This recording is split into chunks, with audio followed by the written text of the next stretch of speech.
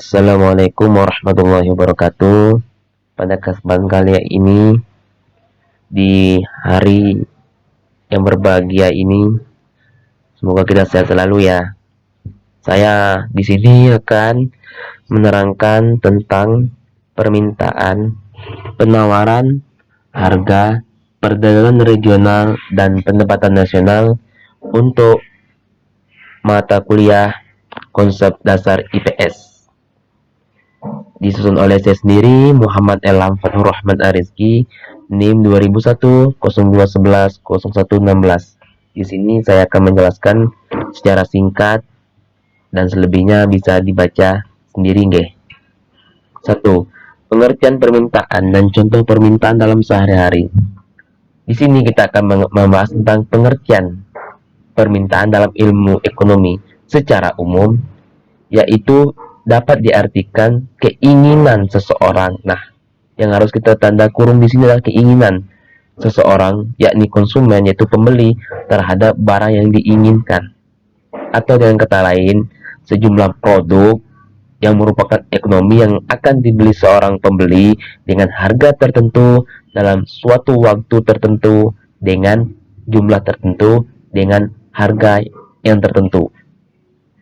Hukum dasar di sini yaitu jika harga suatu produk rendah, maka jumlah produk yang diminta akan bertambah. Jika harga suatu produk naik, maka jumlah produk yang diminta akan menurun. Contoh, seandainya ada sebuah pedagang bakso yang sangat enak, sehingga banyak orang yang menginginkannya dan menyerbu pedagang bakso itu. Tetapi tiba-tiba harga bakso tersebut naik 2 kali lipat karena si pemilik ini merasa pede, percaya diri akan ada yang membeli produknya karena faktor dah terkenal, enaknya. Nah, namun hal tersebut sangatlah tidak benar.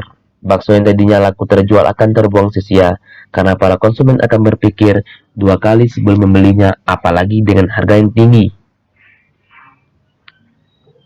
Permintaan terhadap suatu barang ditentukan oleh faktor-faktor. Di antara faktor yang dominan yang berpengaruh antara lain: 1. Harga barang itu sendiri. Apabila harga itu naik, maka permintaan akan menurun. Yang kedua, harga barang lain yang berkaitan. Nah, pada umumnya barang konsumsi memiliki penggunaan yang saling berhubungan, yang dapat dibedakan menjadi 2 macam, yaitu saling mengganti, substitusi, dan saling melengkapi, komplementer. Yang ketiga, jenis barang. Dalam jenis barang ini dibagi menjadi 4, yaitu yang pertama barang normal, yang kedua barang inferior, yang ketiga barang esensial, dan yang keempat adalah barang mewah. Nah, di sana itu merupakan faktor-faktor yang dominan yang berpengaruh dalam permintaan. Selanjutnya, nomor 2, pengertian penawaran dan contoh penawaran dalam sehari-hari. Dalam ilmu ekonomi, penawaran ini diartikan sejumlah barang, produk atau komoditi yang tersedia dalam pasar yang siap untuk dijual. Nah, berarti penawaran ini adalah barang yang siap dijual. Hukum-hukum dasarnya yaitu jika penawaran meningkat, maka harga yang ditawarkan akan semakin tinggi. Jika penawaran menurun, maka harga yang ditawarkan akan semakin rendah. Contoh, setelah hari raya, minat masyarakat pada sirup akan menurun. Begitu juga dengan harganya, maka produsen akan mengurangi intensitas penawaran agar tidak mengalami kerugian. Yang ketiga, ini pengertian selanjutnya, penentu penawaran. Penawaran ini tidak muncul dengan sendirinya, di mana ada 5 faktor yang mempengaruhi baik dari produsen maupun dari faktor lain di luar produsen. Adapun faktor-faktor tersebut adalah: 1. Harga barang atau jasa itu sendiri. Apabila harga barang atau jasa mengalami kenaikan, maka produsen atau penjual cenderung menambah jumlah barang dan jasa yang mau dijual untuk meningkatkan laba. Yang kedua, B. Harga barang substitusi. Penawaran suatu barang dapat meningkat jika harga barang pengganti naik. Sebaliknya, penawaran suatu barang akan turun jika harga barang pengganti mengalami penurunan. Nah, yang ketiga, yang C, biaya produksi. Biaya produksi menentukan harga jual. Jika biaya produksi naik, maka harga barang akan naik. Akibatnya, produsen harus mengurangi jumlah produksi sehingga jumlah produk yang ditawarkan akan berkurang. Ketiga, konsep harga dan faktor-faktor yang mempengaruhi fluktuasi harga. Harga adalah jumlah uang yang harus dibayar oleh konsumen untuk mendapatkan produk atau barang. Itu harga. Harga dapat juga diartikan sebagai alat pengukur dasar sebuah sistem ekonomi karena harga mempengaruhi alokasi faktor-faktor produksi. Dalam ilmu ekonomi kita mempelajari bahwa harga, nilai, dan manfaat. Ini yang paling utama yang harus kita ketahui, yaitu harga, nilai, dan manfaat. Manfaat dapat diartikan sebuah barang yang mempunyai kemampuan untuk memuaskan keinginan. Nah, dan juga kita juga memakai istilah harga untuk menggambarkan nilai uang sebuah barang. Harga adalah nilai yang disebutkan dalam rupiah dan sen atau medium lainnya sebagai alat ukur. Dalam konsep yang paling sederhana, harga adalah presentasi perubahan jumlah yang diminta dibagi dengan presentasi perubahan harga. Harga adalah faktor utama dalam mengalokasikan sumber daya pelaku ekonomi. Keempat, perdagangan regional. Perdagangan regional adalah jenis perdagangan yang diikuti oleh negara-negara di kawasan geografis tertentu. Negara-negara partisipan berada berdekatan dan umumnya memiliki karakteristik geografis yang serupa. Beberapa contoh perdagangan regional adalah yang dilakukan oleh negara-negara ASEAN dengan sesamanya dan negara-negara Uni Eropa dengan sesamanya. Beberapa pertimbangan negara melakukan kerjasama secara regional antara lain: 1. Tren regionalisme. 2. Tren regionalisme relevan. Yang ketiga, tren regionalisme biasanya. Nah, di sini bahasanya bisa dibaca sendiri ya. Yang keempat, tren regionalisme yang tidak bisa dihindari.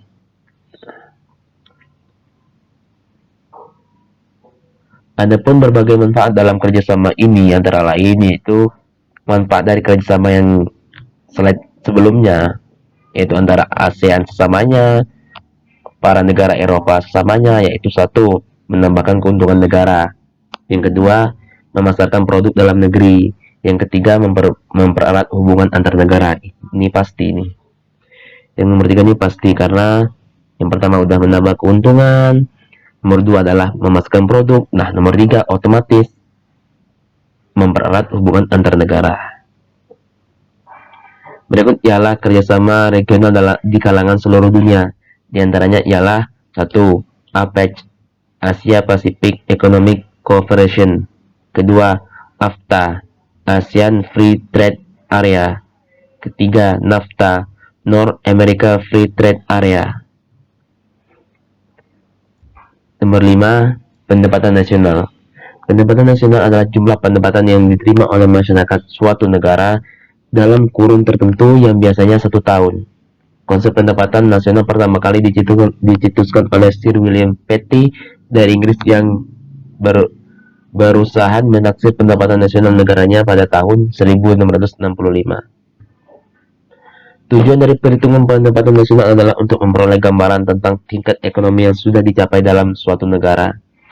Data pendapatan nasional yang sudah dicapai dapat digunakan untuk membuat perkiraan tentang perekonomian negara di masa yang akan datang. Nah, pendapatan nasional ini sangat perlu untuk suatu negara untuk mengetahui bagaimana pendapatan nasional tiap tahunnya. Faktor-faktor yang mempengaruhi pendapatan nasional: 1. Permintaan dan penawaran agregat. Yang kedua, konsumsi dan tabungan. Yang ketiga, investasi.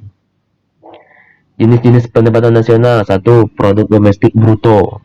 Yang kedua, produk nasional bruto. Yang ketiga, produk nasional neto. Nah, di sini bisa dibaca sendiri ya. Yang terakhir nih, pembahasan yang terakhir yaitu 6. Nomor 6. Bagaimana hubungan antara permintaan sama penawaran, penawaran sama harga, harga sama perdagangan regional, dan pendapatan nasional. Hubungan antara satu sama lain. Jika ada permintaan dan penawaran, pasti tercipta harga, yaitu harga pasar. Jika harga tidak sesuai dengan keinginan atau tangan pembeli, pasti terjadi penawaran. Jika harga sesuai dengan keinginan pembeli, pasti ada permintaan. Jumlah barang yang diminta juga bisa mempengaruhi harga barang. Hubungan antara permintaan dan penawaran dengan pendapatan nasional dalam analisa agregat sampai agregat supply atau penawaran agregat perpotongan kurva menunjukkan pendapatan nasional equilibrium. Jika tidak ada analisa agregat demand dan agregat supply, maka pendapatan nasional ini berhubungan dengan pendapatan per kapita. Nah, sedangkan pendapatan per kapita ini erat kaitannya dengan adanya daya beli masyarakat. Peningkatan daya beli masyarakat akan kurva permintaan ke kanan. Selain itu, penawaran yang bertambah juga akan meningkatkan pendapatan nasional. Ketika harga suatu barang menurun atau murah, maka jumlah permintaan barang tersebut akan meningkat karena harga barang tersebut lebih terjangkau oleh konsumen. Tapi jika harga suatu barang naik atau mahal, maka jumlah permintaan akan menurun. Oleh karena itu, harga barang dengan permintaan mempunyai hubungan yang erat. Cukup sekian dari saya. Thank you very much. Wabillahi ila aqwamit thoriq. Assalamualaikum warahmatullahi wabarakatuh.